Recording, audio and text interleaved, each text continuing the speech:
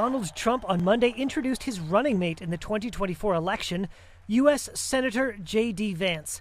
Trump first revealed the choice on his Truth social media website. The motion is adopted. At the start of the four-day Republican National Convention in Milwaukee to nominate the party's presidential ticket.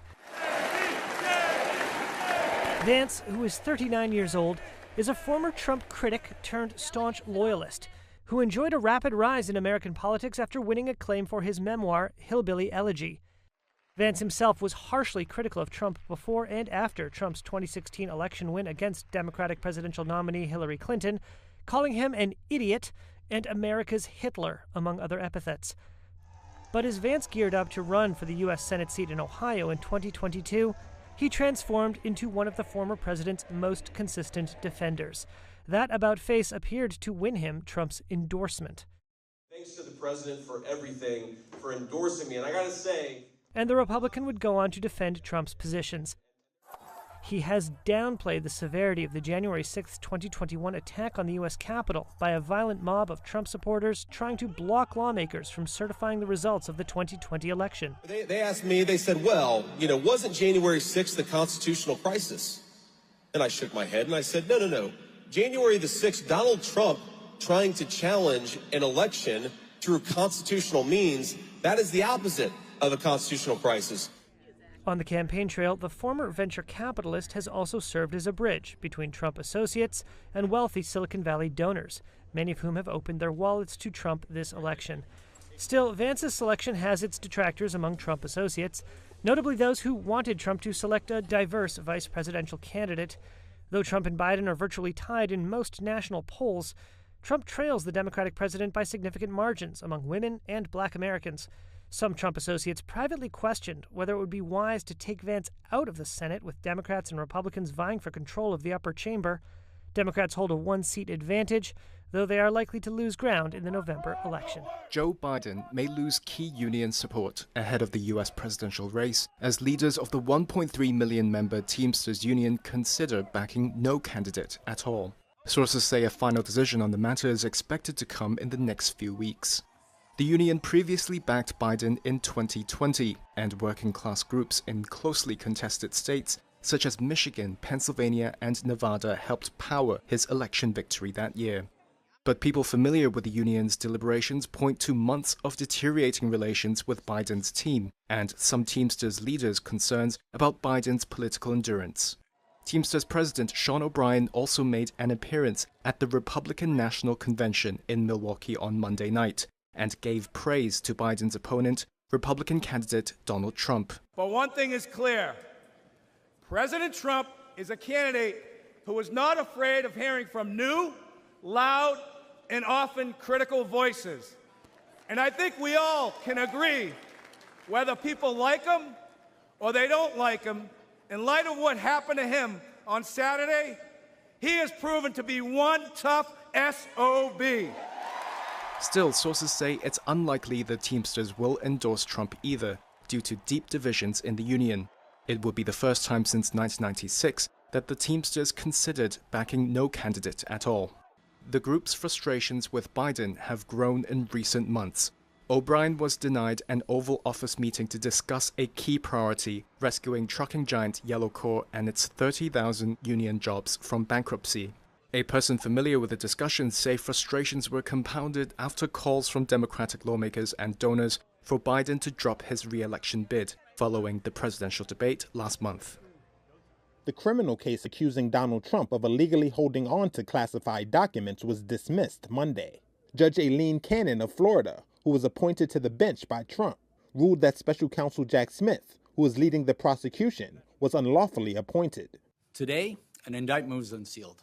In June of last year, Smith announced charges against Trump, saying that he willfully retained sensitive national security documents at his Mar-a-Lago estate after leaving office in 2021 and obstructed government efforts to retrieve the material. But Cannon found that U.S. Attorney General Merrick Garland did not have the authority to appoint Smith to the role of special counsel, and that Smith did not have the authority to bring the case. Prosecutors are likely to appeal the ruling, and courts in other cases have upheld the ability of the Justice Department to appoint special counsels to handle certain politically sensitive investigations. Still, the dismissal marks another major legal victory for Trump. who's set to be formally named the Republican presidential nominee in Milwaukee this week. Earlier this month, the U.S. Supreme Court ruled that Trump enjoyed immunity from prosecution from many of his actions in office. That ruling involved charges pursued by Smith in a separate case against Trump involving his efforts to overturn his 2020 election loss. Trump, who also just survived an assassination attempt, said in a social media post that Monday's ruling should be just the first step, and called for the dismissal of all 4 criminal cases against him. Elon Musk plans to commit around $45 million per month to a political action committee that supports Donald Trump. That was according to reports by the Wall Street Journal on Monday. It says he had planned to start donations to the so-called America PAC in July. However, a Monday filing by the group showed no sign of any such donation yet. The PAC says it has raised more than $8 million so far. Prominent donors include the billionaire Winklevoss twins. On Saturday, Musk publicly endorsed Donald Trump for the presidency, hours after the Republican was shot in the ear at a rally. Trump's choice for vice president doesn't look like a natural fit with the Tesla founder, however. J.D. Vance last year introduced legislation to eliminate tax subsidies for electric vehicles. He wants to replace them with tax credits for US-made gasoline or diesel-powered vehicles. That would gut a key plank of the Biden administration's clean energy strategy. Tesla shares fell after the announcement of Vance as Trump's running mate. Donald Trump drew cheers during the first night of the Republican National Convention on Monday, 2 days after a would-be assassin grazed his right ear with a bullet. Trump entered the Milwaukee venue with a bandaged ear as GOP delegates and faithful stood with a roaring ovation. Many chanted "fight, fight, fight" and pumped their fists, referencing Trump's reaction in the moments after he was wounded on Saturday at a campaign rally in Pennsylvania.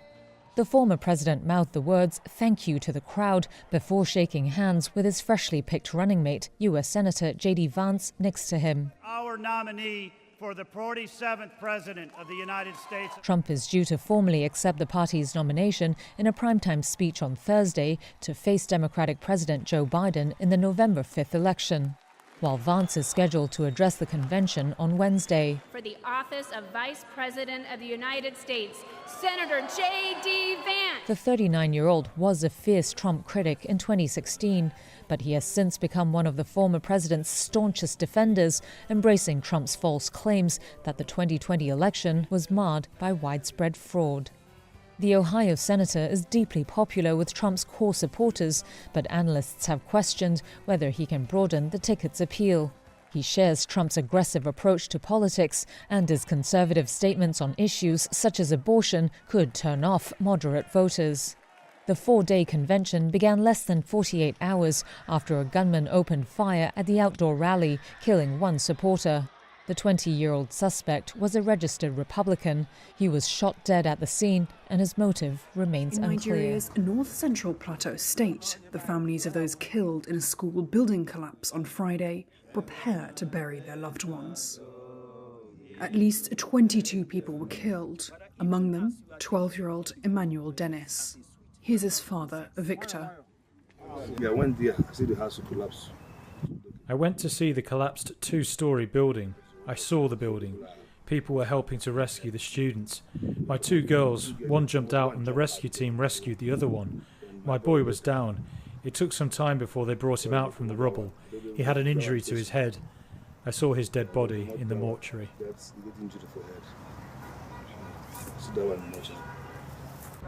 At least 154 people were trapped under the debris when the All Saints Academy in the Busa-Buji community of the state capital, Jos, gave way. Survivor Esther David recounts the moment the building collapsed. When our teacher left, we were just relaxing, so a student came to call us to go for another class. Before we could leave the class, it collapsed on us. Plateau State Governor Caleb Muftwang, who has visited victims in the nearby Bingham University Teaching Hospital, has called for a thorough review of building standards across the state's schools. We have to go back and begin to look at how many of those schools, including even public schools, we're not going to spare anyone. We're going to go back. Contractors that were given contracts by government to build public schools, If we also find that those buildings were not well built, we'll take appropriate action. Building collapses are frequent in Africa's most populous country due to lax safety regulations and often substandard construction materials. Gambia's parliament on Monday rejected a bill that would have ended a ban on female genital mutilation, Parliament Speaker said. The bill had sparked a public debate around the practice in the Muslim-majority country. The lawmaker who took the proposal to Parliament, Almane Jibba, said he was upholding religion, culture and tradition. But many Islamic scholars dispute his arguments. The World Health Organization says FGM has no health benefits and can lead to excessive bleeding, shock, psychological problems and even death. And anti-FGM campaigners say the 2015 law banning the practice in Gambia has been poorly enforced, which the government denies. The bill had passed a second reading in March with only 5 out of 53 lawmakers voting against it. That had raised concerns among rights advocates that Gambia would become the first country in the world to reverse a ban on FGM. But after holding weeks of public hearings, Parliament's Health and Gender Affairs Committees presented a joint report on July 8th, recommending that Gambia maintain the ban. A majority of lawmakers adopted that report. Political analysts said they may have been swayed by testimonies from doctors and survivors about FGM's harmful consequences. Parliament voted again on Monday ahead of a third and final reading scheduled for later this month. Around 30 lawmakers voted against each clause, prompting the Speaker, Fabakary Tombong Jatta, to stop the bill moving forward to the final reading. Jatta said it was a futile exercise to allow the bill to proceed. The FBI says it has gained access to the phone of Thomas Matthew Crooks, the suspect in the shooting of Donald Trump at a Pennsylvania campaign rally. The statement came Monday as the Bureau continues to investigate the 20-year-old's motive for the crime. The former president's right ear was grazed by a bullet, and one supporter was killed before a Secret Service agent shot Crooks dead on Saturday. FBI agents on Monday were seen entering Crooks' home in Bethel Park, south of Pittsburgh. Public records showed Crooks was a registered Republican and that he also donated $15 to a Democratic political action committee when he was 17. At the time of the shooting, he was employed as a dietary aide at a nursing home. Neighbors Reuters spoke to on Monday described Crooks as a pretty nice kid who kept to himself. I've never had a conversation with him, no. But no, he seemed like a really pretty nice kid, honestly. But no, I never. And he was friendly enough, smile, wave, you know. He looked familiar, but I never really saw him around ever. He just seemed to stand away. The FBI stressed that its investigation is still in its early stages. The rifle used by the shooter was legally purchased by his father. Officials said there was no indication that Crooks suffered from any mental health issues. The shooting is being treated as both an assassination attempt and potential domestic terrorism.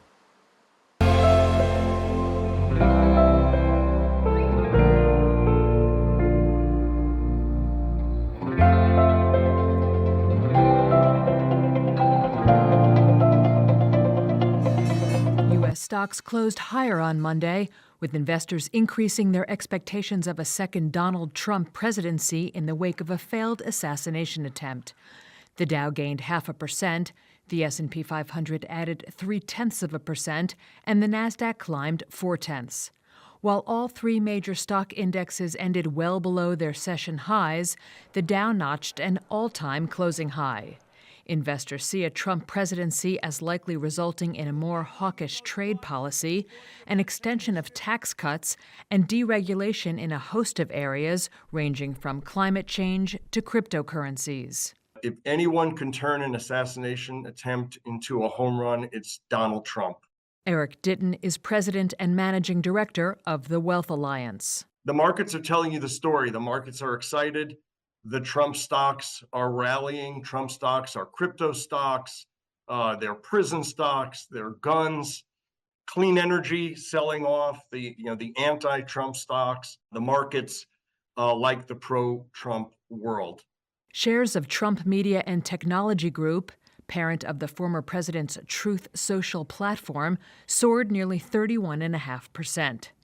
Investor sentiment was also buoyed by optimism that the Federal Reserve will start cutting interest rates as soon as September, with as many as 3 total cuts by the end of the year.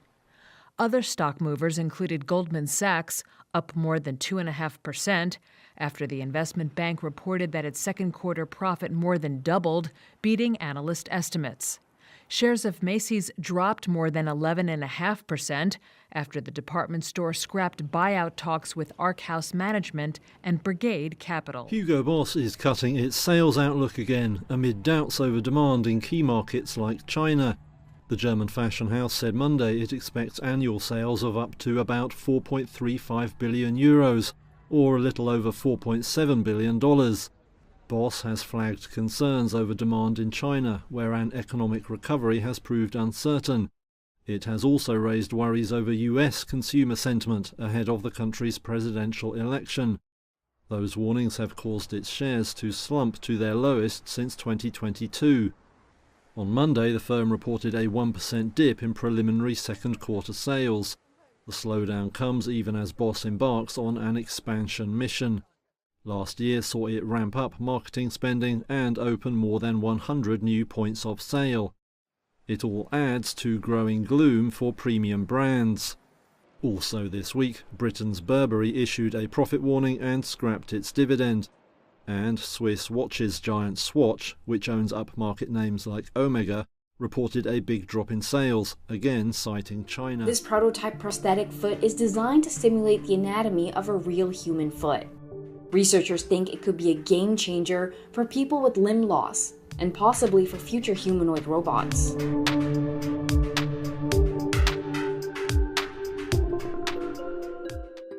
The idea of the SoftFoot Pro, born from the study of the human feet, we are trying to have a system that users can adopt every day in their life without changing the fit for specific task. This means that we can use this prototype in every condition of our life. That's Manuel Catalano, a researcher at the Italian Institute of Technology. They recently unveiled a prototype, better known as the SoftFoot Pro, at the G7 HealthTracks technical event, which focused on innovations for healthy and active aging. The bionic foot mimics the flexibility and waterproof traits of a human foot.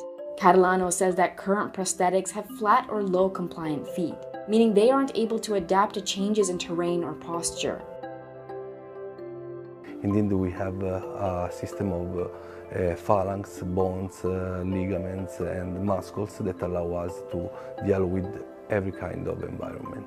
What we are trying to do is to replicate this, translate this principle in a technology system that can be available for both humanoid robots and also prosthetic system for humans. The SoftFoot Pro has no electrical parts and was specifically designed to help improve the user's balance on uneven and slippery terrain. Ultimately, they want the SoftFoot Pro to eliminate the need to switch prostheses for specific activities. Researchers have already secured 2 international patents and are under review for a 3rd. Several prototypes have undergone testing by amputees in Germany and Austria, and even on robots in Switzerland and Japan.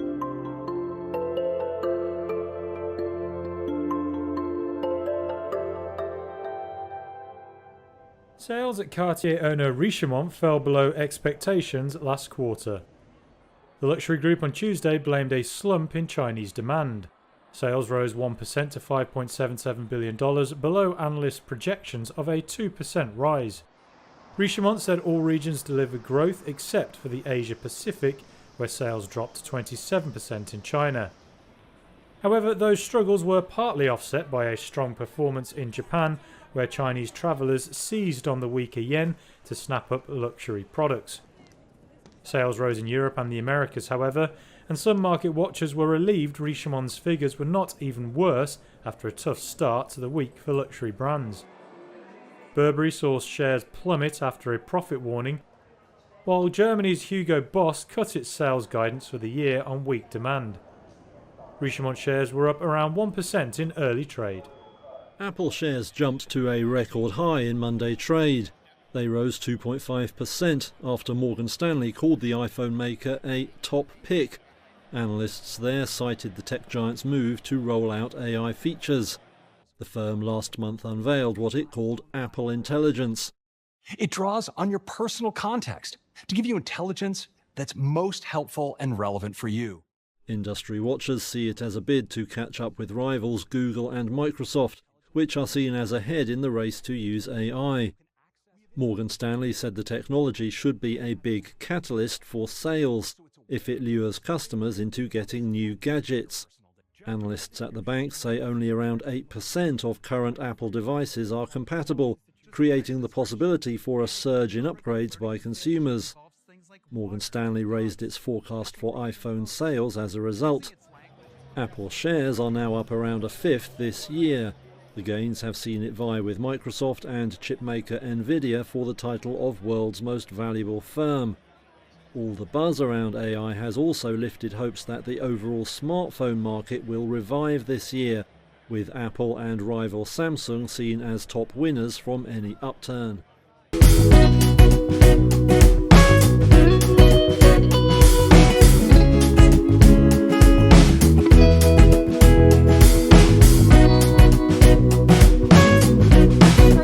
Jenner family's global influence spans fashion, beauty products, and TV, earning $530 million in 2020. Kim's shapewear made $500 million in 2022, and Kylie's cosmetics thrive. As of July 2024, Kylie Jenner's net worth grew by $20 million since summer 2023. But how do the Kardashian-Jenners rank in terms of wealthiest? Kim Kardashian, the most famous in her family, with a net worth of $1.7 billion earned from KKW Beauty, Skims, endorsements, and investments. KKW Beauty's sale for $200 million in 2020 led to SKKN by Kim, now valued at $4 billion. Kim's 362 million Instagram followers enhance her earnings through sponsored posts. Her real estate, stocks, and acting roles further contribute to her fortune. Kylie Jenner's net worth is $700 million, largely from Kylie Cosmetics started in 2015. It grew to $900 million by 2018, and she sold 51% for $600 million in 2019, though the valuation was later found inflated. She's also into skincare, fashion, and brand collaborations, leveraging her massive social media following for success.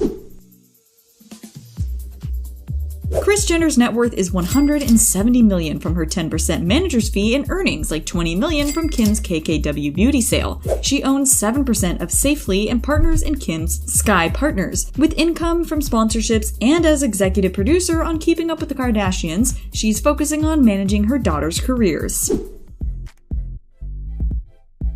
Kourtney Kardashian's net worth is $65 million from business ventures, endorsements, and her TV appearances. She co-founded Dash, was on Keeping Up with the Kardashians and The Kardashians, and now runs the successful lifestyle brand Poosh. Khloe Kardashian's net worth is $60 million, largely from her clothing brand Good American, which surpassed $200 million in revenue in 2022, and her role as co-founder of Dash. Her earnings also include appearances on Keeping Up with the Kardashians and The Kardashians, along with entrepreneurial adventures and brand endorsements that contribute to her financial success.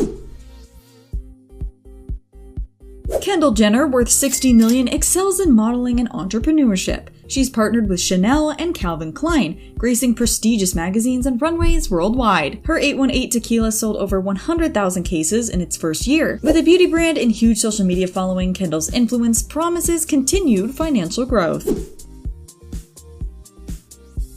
Caitlyn Jenner's net worth is $25 million from ventures like her memoir, TV appearances on shows like Keeping Up with the Kardashians and I Am Kate, and collaborations with businesses, alongside frequent public speaking engagements. Rob Kardashian, with a net worth of $10 million, is less active in entrepreneurship compared to his sisters, but has pursued ventures like BG5, Perfect Skin, Rival Spot, and Arthur George Socks. While the current valuations of these businesses are undisclosed, they highlight Rob's entrepreneurial drive within the Kardashian-Jenner family.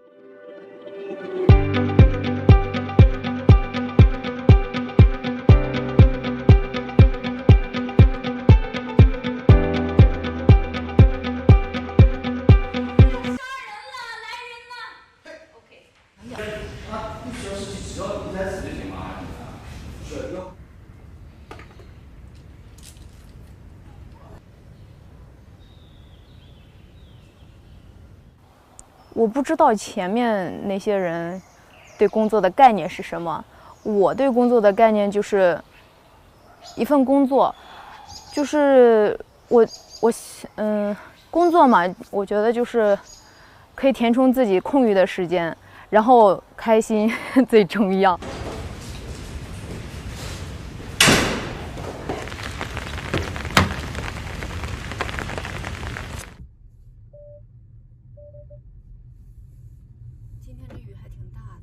上班就是每个月都有稳定的收入，不用担心，没有钱花。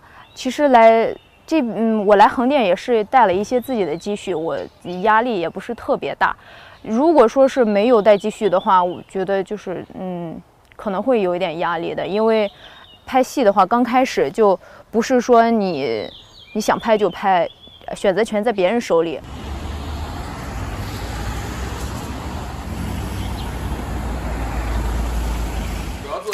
小店还有狗狗、毛宝这几个平台，每天的不需要自己打包发货的，对不对？你们是不需要自己打包发货的这些产品，都是不错的选择，知道吗？大家如果说刚开始不知道做什么的，都可以说从这种啊。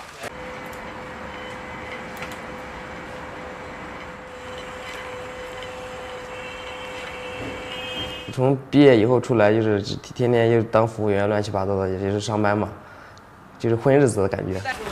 义乌创业的氛围是非常浓厚的，对，环境就是为什么来义乌，义乌的大环境它很重要，大部分来都是想创业，都是想做电商的，每天大家在一起聊的只有赚钱，只有做电商，只有怎么去出单，怎么去运营。Is on the motion that Senator J.D. Vance be nominated by acclamation. All those in favor signify by saying aye. Aye! All those opposed signify by saying no. In the opinion of the chair, the ayes have it, and the motion is adopted. Without objection, the motion to reconsider is laid upon the table.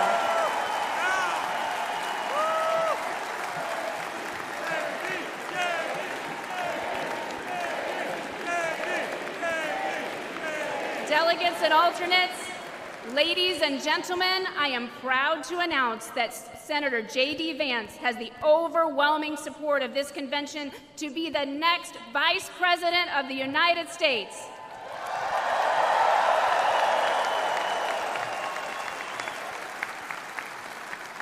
The chair is pleased to make the following appointments to the Escort Committee.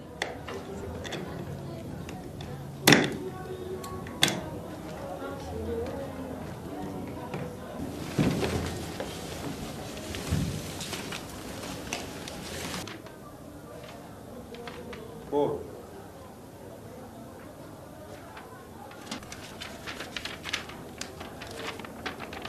Four.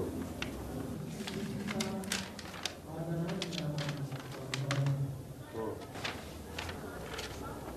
Four. Four.